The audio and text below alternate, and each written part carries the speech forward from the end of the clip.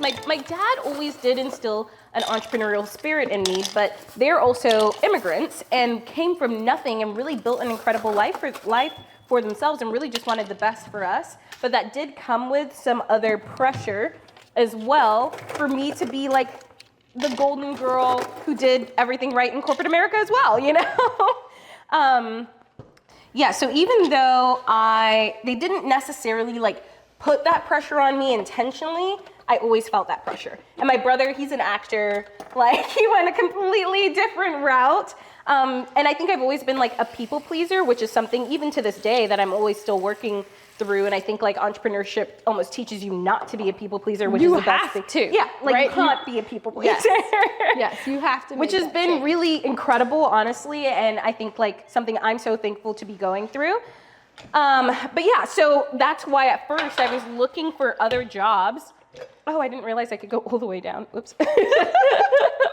I was looking for other jobs in the tech industry because I was like, okay, well, that's still like somewhat prestigious and it's something else I could switch to. But I almost think that and it's still high paying, right? Still high paying. But I almost think I was self-sabotaging myself because I was literally applying for roles I had zero qualifications for. And I almost feel like this was the universe telling me, like, Olivia, you're just not meant to be in corporate America.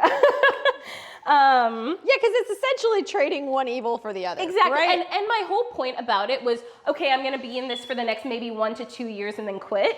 So, which is not always the best like mindset to go into it with as well. So I think it's like, I always knew I didn't want to be in corporate and I needed that push to get out of it.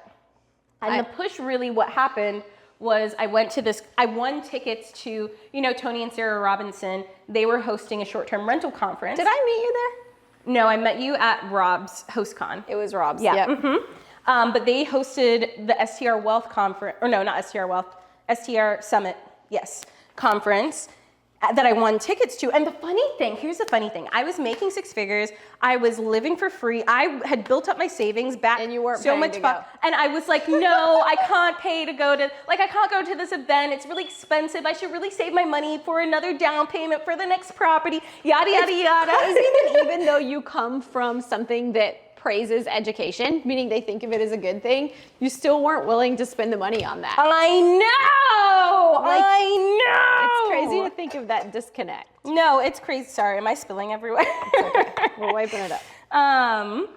Yeah, it was just, and it's so interesting because, you know, a lot of people who end up coming to me, they're also in that spot where they're just not used to paying for education outside of what's considered traditional education. Well, I also think it's a thing with women. I don't know that they realize it because there's so many like free moms groups and like women come do this and like, you know, church groups for women and things like that. And they're almost all free. Yeah. So I think there's a disconnect with that as to where guys, like they join country clubs and they like pay for golf lessons and like it's a more adult thing for men, I think, to pay for stuff than it is women. But I mean, women still pay for things like art lessons or like, I'm trying to think, what did I pay for?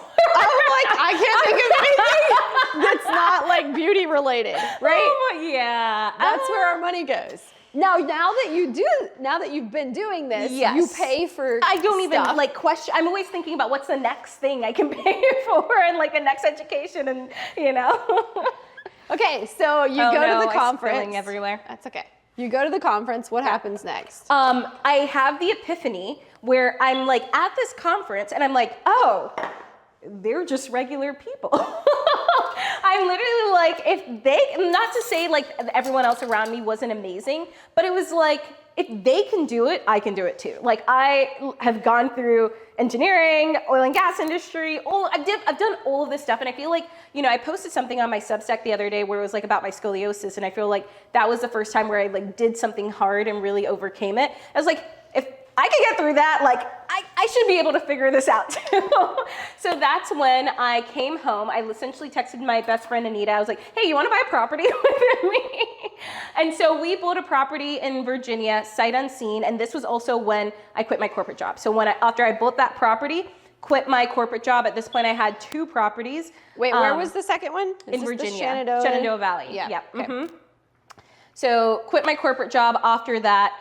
people were like, oh, you should probably wait till you get the next property. I was like, nope, other people have figured this out. I can figure this out. Well, there's also something to be said for like burning the bridge and having no choice. Yes. Right. You had to figure it out. Exactly. As opposed to getting to like limp along, right? Well, and that was the thing is I also committed, like I joined Tony and Sarah's coaching program, and I remember I joined your program too. And I remember hopping, like this is your RV park program. I remember hopping on the call with one of your reps being like, oh, I'm not gonna join this. Like I'm not trying to do RV parks. And I was like, you know what? Screw it. I'm gonna come in, I'm gonna learn, I'm gonna buy an RV park. Yeah. You were convinced. I was convinced. And then I realized actually this isn't exactly what I want to buy.